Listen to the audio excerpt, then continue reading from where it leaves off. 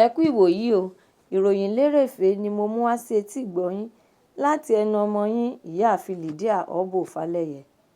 Ó ti tó ọdún kan báyìí, ní pàtó ọjọ́ 12 oṣù keje July 12 ọdún 2024 ní Olúbàdàn of Ìbàdàn land, olóògbé ọba Owólabí Ọlákùlẹ́hìn gorí ìtẹ́ ńlá baba ńlá rẹ̀ ní ilẹ̀ Yorùbá, tí ayẹyẹ ìwúyè rẹ̀ náà wáyé ní gbọ̀ngàn ńlá ti Àbáláyé Onítàn ti ilé ńlá Màpó, tí gómìnà ìpínlẹ̀ Ọ̀yọ́ Ṣèyí Mákindé gbé ọ̀pá àṣẹ lé e lọ́wọ́ gẹ́gẹ́ bí Olúbàdàn tuntun, tí àwọn ènìyàn jàǹkàn-jàǹkàn káàkiri orílẹ̀-èdè yìí péjọ síbẹ̀ láti bá gbogbo olùgbé ìlú Ìbàdàn ṣayẹyẹ ìwúyè náà.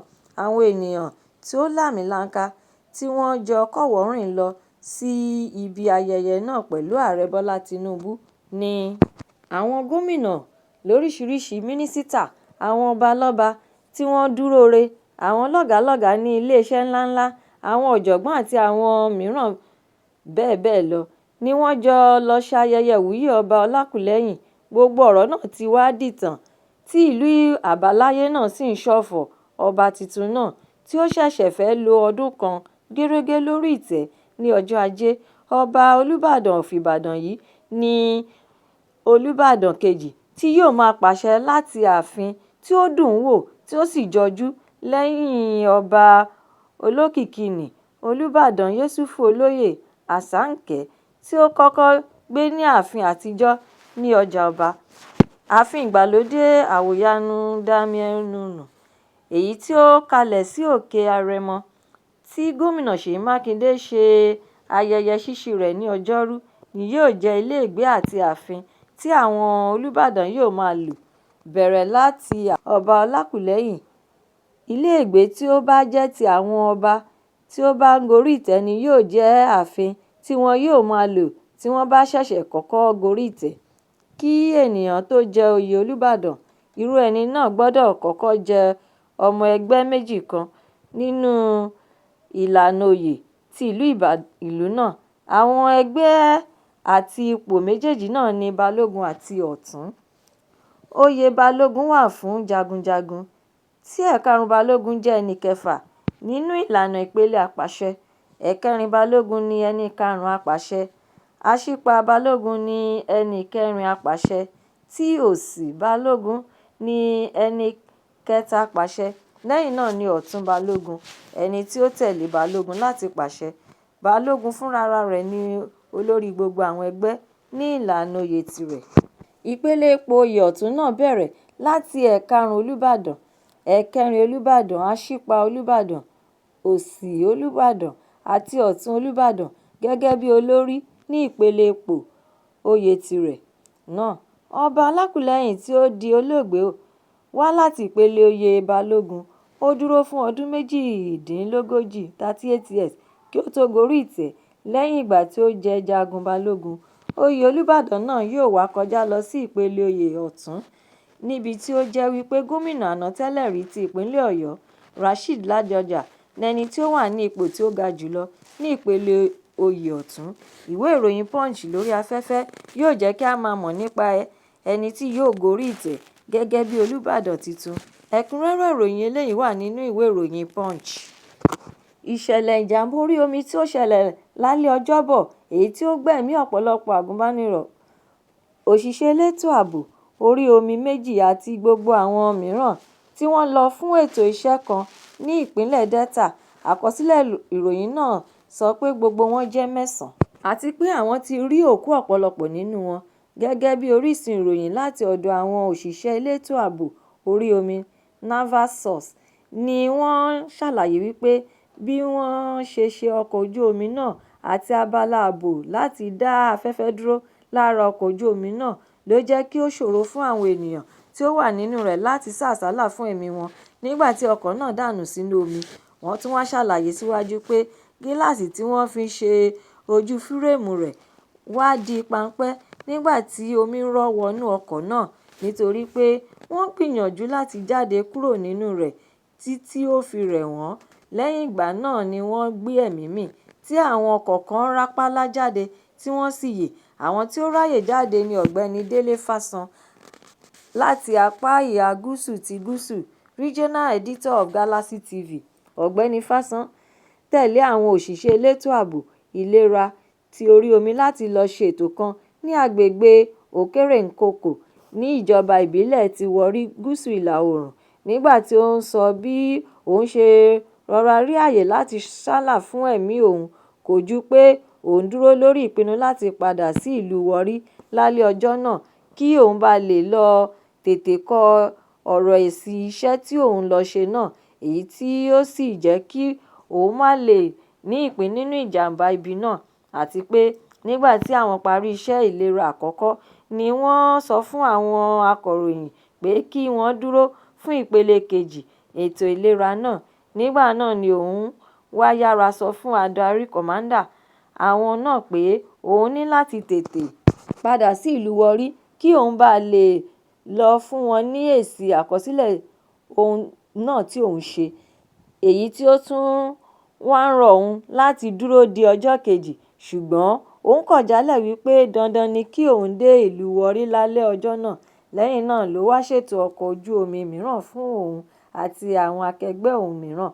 Ó wá ṣàpèjúwe jìnnìjìnnì tí ó mú un nígbà tí òun gbọ́ ìròyìn ìjàmbá aburú náà, nítorí pé gbogbo àwọn ni ó wà nínú ọkọ̀ ojú omi náà ní àárọ̀, tí ọ̀kan nínú àwọn ń ṣe àwòrán bí gbogbo àwọn ṣe wà nínú ọkọ̀ náà. Ìròyìn ìṣẹ̀lẹ̀ náà bá òun nínú jẹ́ gidigidi kọjá wẹ́rẹ́wẹ́rẹ́. Ó wá gbà ládùúrà pé kí gbogbo ọkàn tí ó ṣòfò náà sùn re o. Ẹ̀kúnrẹ́rẹ́ ìròyìn eléyìí náà wà nínú ìwé ìròyìn Vanguard. Amòfin Nassata Akpoti-Uduaghan sọ wípé bí ó tilẹ̀ jẹ́ wípé òun wà lórí ìlànà ètò láti lọ rọ́kúnlé náà àti ètò láti yẹ̀bá fún oṣù 6 náà kò dí òun lọ́wọ́ láti sin àwọn ará ìlú òun.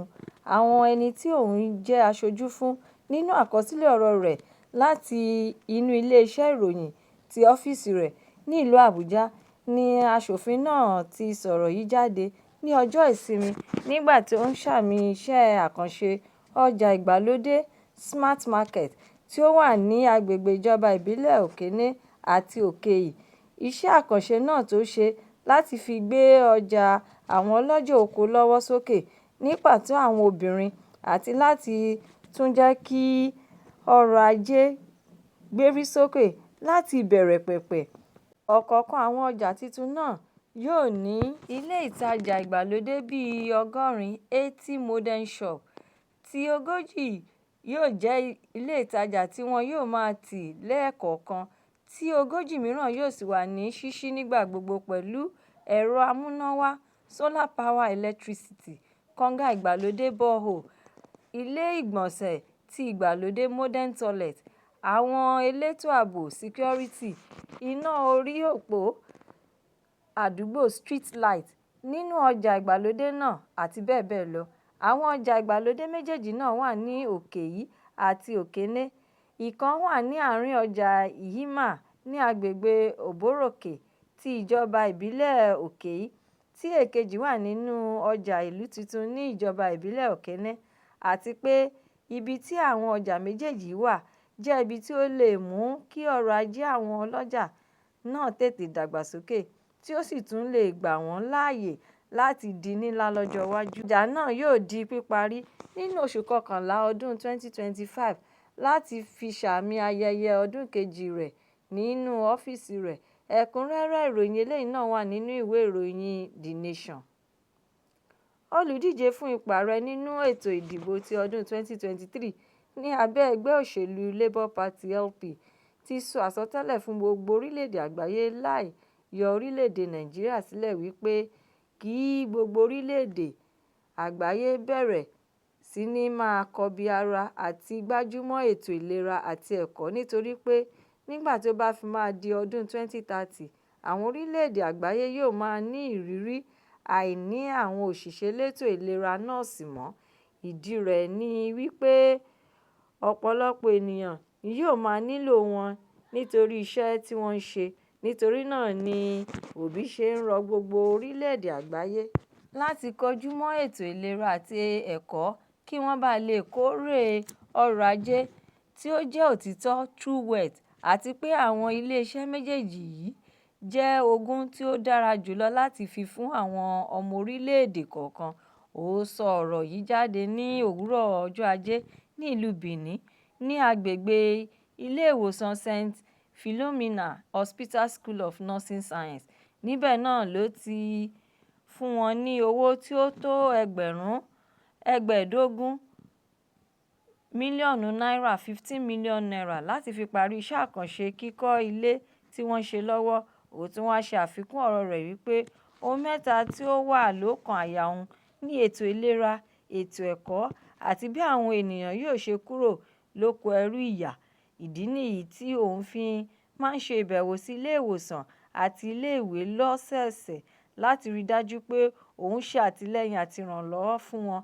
Ẹ̀kúnrẹ́rẹ́ ìròyìn eléyìí náà wà nínú ìwé ìròyìn Nigeria Tribune Online. Ìròyìn lérèfé tòní kò ní jù báyìí lọ nítorí pé kí ń lọ bẹ oge. Ẹ tún pàdé mi lọ́la fún àkọ́tún ìròyìn lérèfé mìíràn láṣẹ Èdùmàrè. Ẹ má ṣe aláìlọ́kàn sí YouTube channel ìròyìn lérèfé kí ẹ bá mi subscribe kí ẹ sì tún bá mi máa fi èròǹgbà yín ránṣẹ́ sórí rẹ̀ kí ẹ bá lè máa ní àǹfààní láti gbádùn ìròyìn lérèfé síwájú àti síwájú sí. Ẹ ṣé mo dúpẹ́. Ó dàbọ̀.